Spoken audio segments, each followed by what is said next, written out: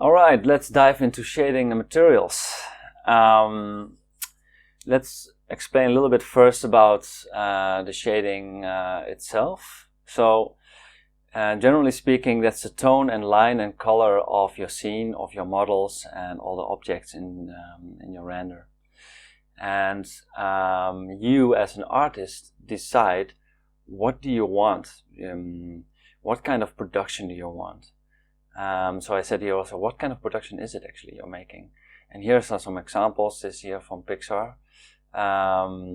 You can see here, it's very cartoony, toon style render compared to very realistic, photorealistic render for more architectural way of rendering. And you need to decide, like, okay, what do I want? Do I want more of this or more of that or more in between? There's so many different ways, and you can look at so many different games or animations, like what style did they use, and you need to change the shaders and textures accordingly. Then I have this other question here, like, okay, what comes first, the shading or the lighting, on the shading? So it's always a discussion, but my preference is always to start with the shading, because there's already default lights in the scene, in the Maya scene. And later on I try to mimic the lights. It's not always the case. Sometimes with tracking, for example, and 3D tracking and putting something inside, I start with the lighting and then accordingly I change the shaders. Yeah, so it's for you also to see. Let's see what does the shader do. So the shader is deciding how objects reflect, absorb, and refract the light. And reflection, of course, so there's light coming from a light source, let's say the sun, or the light I'm having here, and it's hitting a surface, and you can have like a black hole is absorbing all the light, or a very much chrome surface which is reflecting all the light.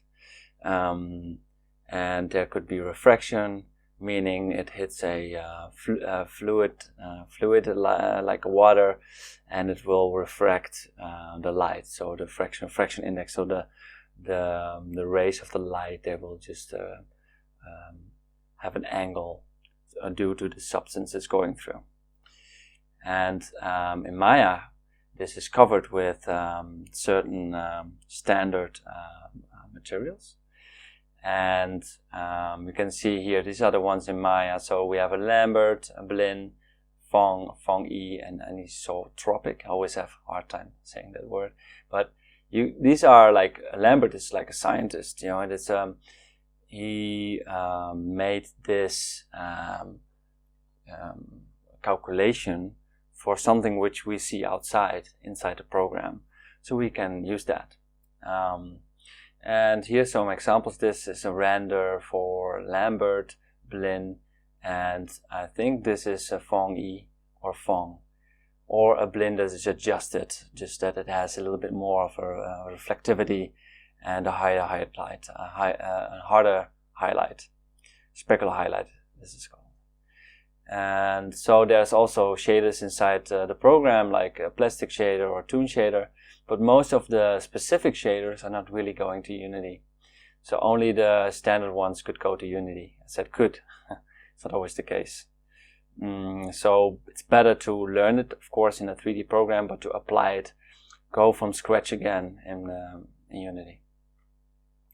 So let's look at what's inside the shader. So we have an ambient and a diffuse and a specular, and it all combined.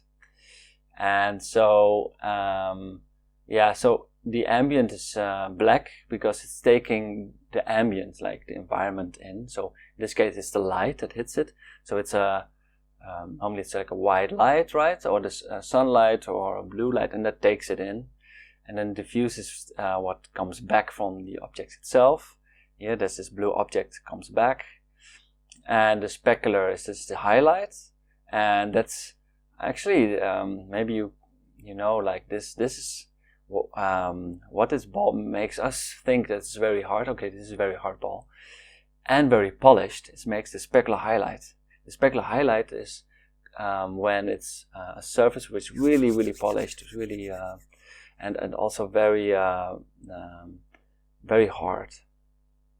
So this is a perfect example. If it would be like a very soft ball, the specular highlight would be more diffuse, not as hard as it is now.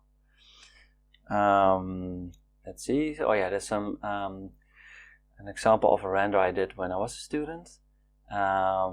This is an ambient occlusion pass, and it's hard for the computer to calculate very soft shadows. A render could take a whole night, or maybe a whole day, or maybe a whole week if you would do this correctly. So there's different passes it's calculating. So this is the soft shadow pass, and it's put on top of a beauty pass. So a beauty pass is the specular highlight, shadow, and everything at the same time. And this one combined with the beauty pass makes that this has these soft shadows underneath here, which were normally very hard to make.